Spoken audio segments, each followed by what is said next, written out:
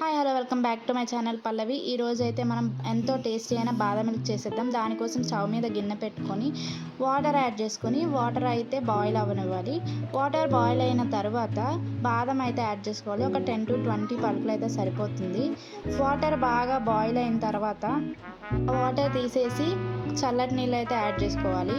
ఆ తర్వాత తొక్కలు అనేవి తీసుకోవాలి. బాదంకి బయటకు వెళ్ళి ఈ ఎండల్లో తిరిగి బయట బాదం మిల్క్ కొనుక్కొని తాగే కంటే ఇంట్లో చేసుకొని తాగితే టేస్ట్ బాగుంటుంది. బయట దానికన్నా ఇంట్లోది మనం చేస్తున్నాం కాబట్టి చాలా బాగా వస్తుంది. అయితే మిక్సీ జార్లోకి మనం ఆల్రెడీ ఒలిచి పెట్టుకున్న బాదం యాడ్ చేసుకోవాలి. కొంచెం కాజు, కొంచెం కస్టర్డ్ పౌడర్, కొంచెం మిల్క్ అయితే యాడ్ చేసుకోవాలి. మిల్క్ యాడ్ చేసుకున్న తర్వాత మిక్సీ పట్టుకోవాలి. ఇదంతా మిక్సీ పట్టుకోవాలి.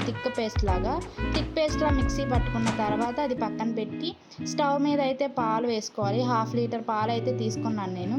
1/2 లీటర్ పాలు పొయ్యి మీద పెట్టుకుని బాగా మరగనివ్వాలి.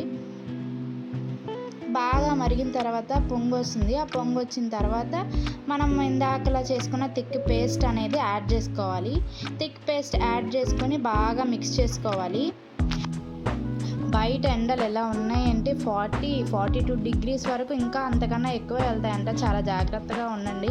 మీ ఇంట్లో చిన్నపిల్లలు ఉంటే కొంచెం పద్దాక వాటర్ పెడతా హైడ్రేటెడ్గా ఉంచండి. జాగ్రత్తగా చూసుకోండి. కస్టర్డ్ పౌడర్ యాడ్ చేసిన తర్వాత కొంచెం సేపు మిక్స్ చేసుకోవాలి.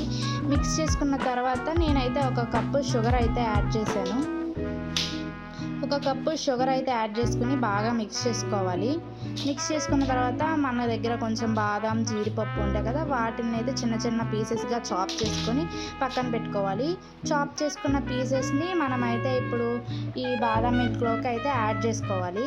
యాడ్ చేసుకుని బాగా మిక్స్ చేసుకోవాలి. ఒక 2 hours 3 hours ఫ్రిడ్జ్లో పెట్టుకుని తాగితే మన బాదం మిల్క్ అనేది రెడీ అయిపోతుంది. Thank you for watching. Do subscribe my channel. కొంచెం సపోర్ట్ చేయండి, లైక్ ఇవ్వండి.